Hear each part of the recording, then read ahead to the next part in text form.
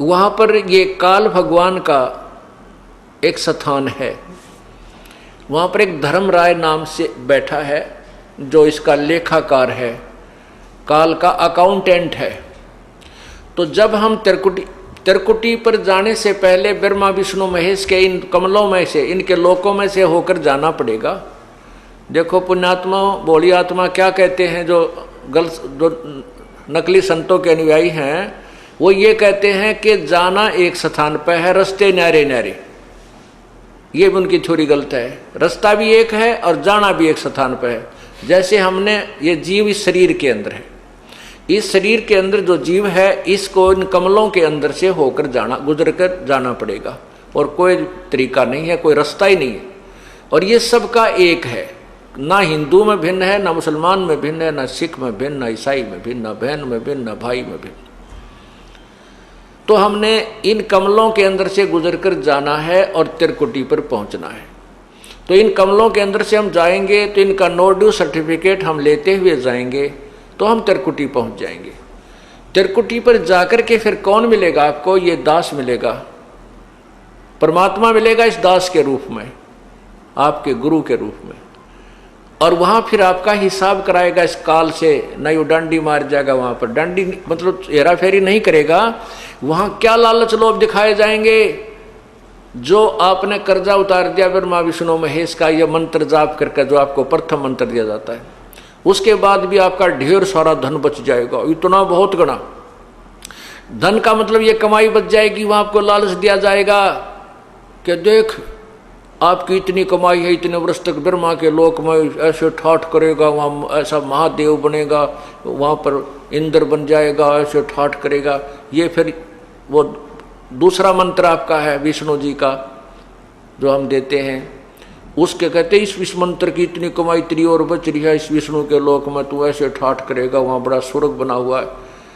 फिर शिव जी का मंत्र है, दुर्गा का भी मंत्र है, यानी इतनी कमाई आपकी बनी बच रही होगी। और वहां पर फिर आपको ट्रेलर दिखाए जाएंगे, जैसे ग्राहक होते हैं ना फंसाने के लिए, नारे नारे अपने दिखाते हैं वो बिजनेसमैन दुकानदार, तो वो ट्रेलर दिखाए जाते हैं। देख उस लोग में कैसे नाच गाने हो रहे हैं, ऐसे ऐसे तेरा जो ऐसा रेस्ट हाउस है, ऐसा कमरा मिलेगा तुझे, वहाँ पर इतने डांस होंगे, ऐसे होंगे, ये ठाठ होंगे। तो ये मन तो वहाँ भी साथ ही होगा, मन तो वही है। तो वहाँ ये मन फिर आपके साथ आड़ कर जाएगा, न सोचेगा थोड़े दिन घूमे वहाँ फिर चल पड़ा, जब यह कमाई है मेरी से इसने खा पी लो इतने, या वो आगे चलने वाली रखी है जाती वह खर्च हो को नहीं। तो ये भी डंडी मारेगा अपने साथ में, आपके साथ। अगर परमात्मा यानी गुरुदेव रूप में प्रभु नहीं होंगे तो वहाँ भी आपके साथ गड़बड़ हो जाएगी। तो वो गड़बड़ उनके साथ होती है जो गुरु से थोड़ा बहुत विमुख हो जाते हैं, श्रद्धा पूरी रहती नहीं, और लेकिन गुरुद्रोही ना होते, उनके साथ ये डंडी ये गड़बड़ हो जाती है। फिर उनको दूसरे लोकों में भेज देते हैं, जैसे विष्णु के लोक में चला गया, उसकी कमाई इतने वह शेष बचेगी, वहाँ ठाठ करेगा, जब खत्म हो जाएगी वहाँ से उसकी मृत्यु हो जाएगी। फिर ब्रह्मा लोक में जाएगा, फिर विष्णु के लोक में, फिर गणेश जी के लोक में। वहाँ जब उसकी सारी पूंजी जड़ लेगी, जब उसका जेब कट लेगी, फिर उसने गधे की जोनी में ठोक देगा। ये डांडी मारेगा काल। तो यहाँ परमात्मा में फिर याद दिलाता है, शिव मंडल ब्रह्मापुरी चै तू विष्णु लोक में हो, अमरे गुण भूले नहीं तो आन छुटाऊं। तो कितने दयालु हो भगवान। यहाँ पर ये दास आपको ज्ञान दे रहा है, उस परम पिता का भेजा हुआ एक नुमाइंदा है। और आप यहाँ गुरु को परमात्मा, यहाँ जैसे भगवान आए थे जब भी ये ज्ञान दिया करते थे, ये दास को भेज दिया अपने को, ये भी वही ज्ञान दे रहे। और ये आज आपने रिहर्सल करनी है, मान लो गुरुजी भगवान, वैसे गुरुजी भगवान नहीं आपको लगते हैं, लेकिन आपने मानना पड़ेगा। जैसे गणित के सवाल को हल करने के लिए मानना पड़ता है, मान लो मूलधन 100 रुपये, वो 100 रुपये मूलधन माने बिना वो वास्तविक मूलधन प्राप्त नहीं हो सकता। तो गुरुदेव को आपको भगवान स्वरूप मान करके उसके अनुसार उसके साथ अपनी क्रिया करते हुए तो भगवान मानना होता है, के तरह मानना होता है, और फिर उससे आपको वो वास्तविक भगवान मिल जाएगा। तो यहाँ क्या बताते हैं कि शिव, यहाँ आप भक्ति कर रहे हो, गलती करते हो तो मैं धमकाऊंगा, आपको करड़ा करूँगा क्योंकि मैं अध्यापक हूँ, आप मेरे विद्यार्थी हो। टीचर को मालूम होता है कि उसको जो बच्चों को ताड़ता है उसका उद्देश्य गलत नहीं होता, उसका कोई द्वेष नहीं होता, उस केवल बच्चे का हित मध्य नजर रखता है। तो इससे क्या होता है कि कई अनजान अंदर अंदर दुख मान कर सत्संग में आना बंद कर देते हैं। वो गुरुद्रोही नहीं होते, कुछ ऐसी पुण्यात्मा होती हैं वो सत्संग छोड़ देते हैं लेकिन गुरुद्रोही नहीं होते, छोटी मोटी बुराई सुराई भी कर लेते हैं। तो उन गेला बनती है तो फिर वो चले जाते हैं ऊपर ऊपर जाते हैं, उनको कहें तेरी इतनी कमाई इस मंत्र की रह रही है, इस इतनी बन गई है, इसकी इतनी बन गई है। तो फिर हमने तो ज्ञान रहता ही नहीं, परमात्मा का हाथ ऊपर रहता नहीं, तो वो बह जाता है।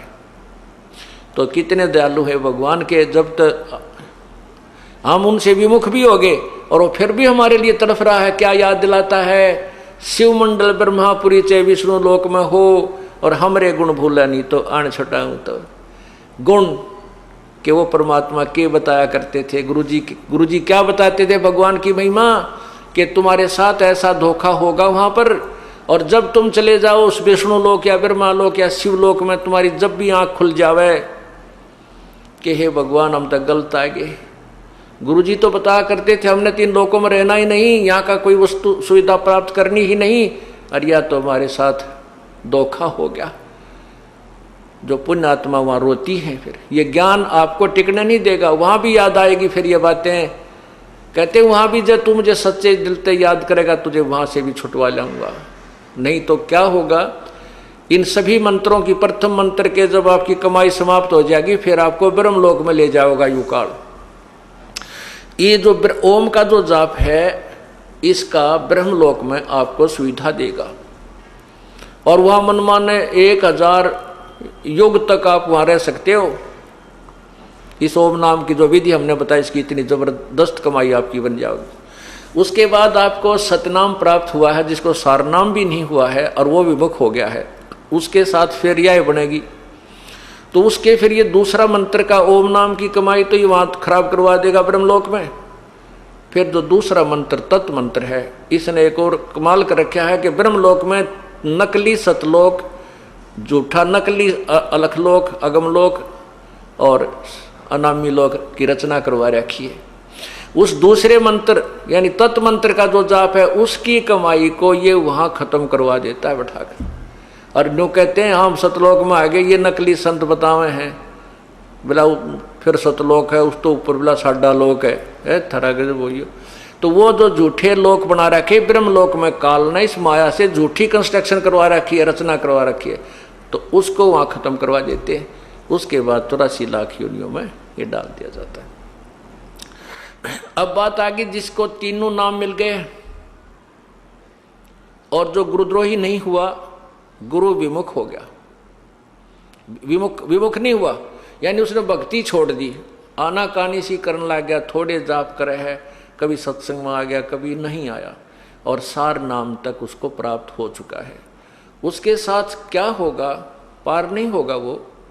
यहाँ परमात्मा का एक और लोक है, परमात्मा का एक मिनी सतलोक है। उस लोक में प्रभु अपने ही कबीर रूप में वहाँ रहता है और वहाँ पर उन आत्माओं को रख लिया जाता है, इतना दयालु है। और जब कभी भक्ति युग आता है उस समय उनको इस पृथ्वी पर जन्म देता है।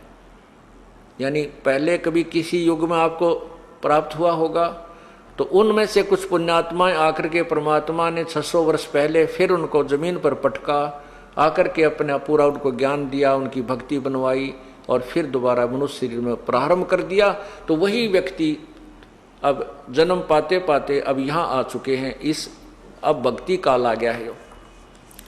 तो ये भक्ति काल में आए हुए जो प्राणी हैं, जो सतलोक में यानी यहाँ परमात्मा के सतगुरु के लोक में से जो तुरंत यहाँ जन्म मिला है, उनको फिर मनुष्य जन्म मिलता हुआ आ रहा है।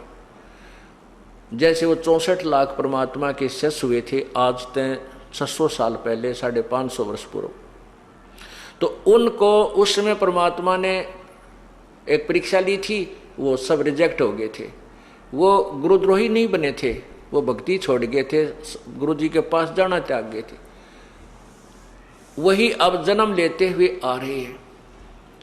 आप लोग जो इतने शीघ्र समझ गए, ये उन्हीं में तो हो जो कभी परमात्मा के साथ आज से 600 550 वर्ष पूर्व रहे थे, और काल ने उनको कहीं कहीं जन्म दे दिया, किसी को महाराष्ट्र में, किसी को राजस्थान में, किसी को पंजाब में, कोई कित कोई विदेश में। अब परमात्मा उनको ढूंढ रहा है